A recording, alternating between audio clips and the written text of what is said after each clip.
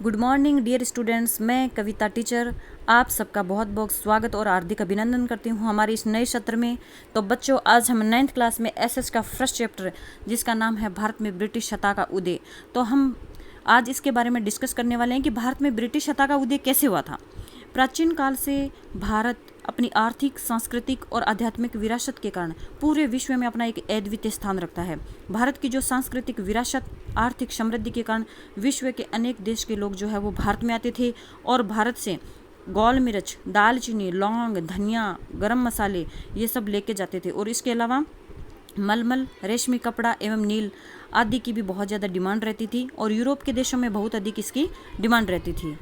तो अब आप ये पूछेंगे बच्चों कि नील क्या होता है। नील एक रंजक है। ये सूती कपड़ों में पीलेपन से निजात पाने के लिए प्रयुक्त एक उपादान है।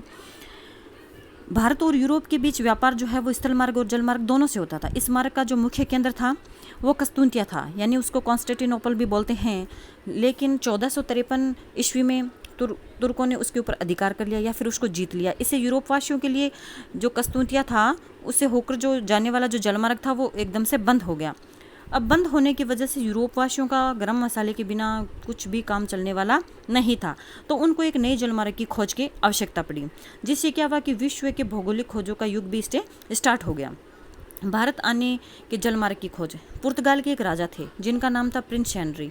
उनको नेविगेटर द प्रिंस के नाम से भी जाना जाता है। उनकी प्रेरणा, प्रोत्साहन और आर्थिक सहायता से साहसिकों ने नए जलमार्ग की खोज का प्रयास शुरू किया। भारत आने के लिए नए जलमार्ग की खोज के लिए अनेक साहसिकों ने प्रयास किया, जिसमें बार्थोलोमियो, पुर्तगाल से बार्थोलोमियो अफ्रीका के दक्षिण तट पर पहुंचे और उन्होंने अफ्रीका के दक्षिण तट को केप ऑफ स्टॉर्म नाम दिया। लेकिन उनके साथियों ने विद्रोह कर दिया, इसलिए वापस वो पुर्तगाल चले गए और वहाँ पर किंग जॉन सेकंड से मिले और उनको भी केप ऑफ स्टॉर्म नाम बिल्कुल पसंद नहीं आया, इसलिए उन्होंने बार्थोलोमियो जाइज ने उनका नाम चेंज करके केप ऑफ गुड होम रख दिया।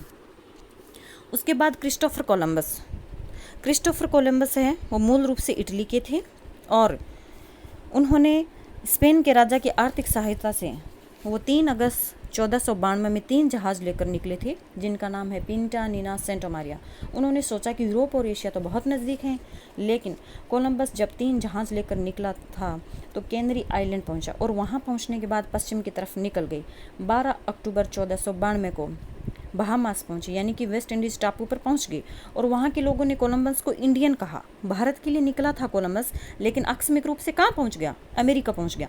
कोलंबस जब तक जिंदा था वह स्वयं को यही मानता था कि हिंदुस्तान की खोज करने वाला खुद को ही मानता था।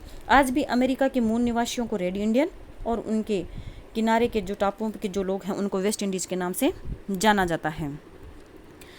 और उसके बाद आए थे फिर पुर्तगाल, वास्को डी गामा है, वो एक पुर्तगाल नाविक थे। 1498 ईस्वी में वास्को डी गामा पुर्तगाल से निकला था और अफ्रीका के तट के सारे केप ऑफ गुड होम पहुंचा और अफ्रीका के दक्षिण छोर से होते हुए भारत पहुंचा। भारत पहुंचने में उनकी मदद की थी अब्दुल मलिक ने, जो गुजरात के व्यक्ति थे और भारत के केरल का काली तट बंदरगाह पे वो पहुंच गए थे।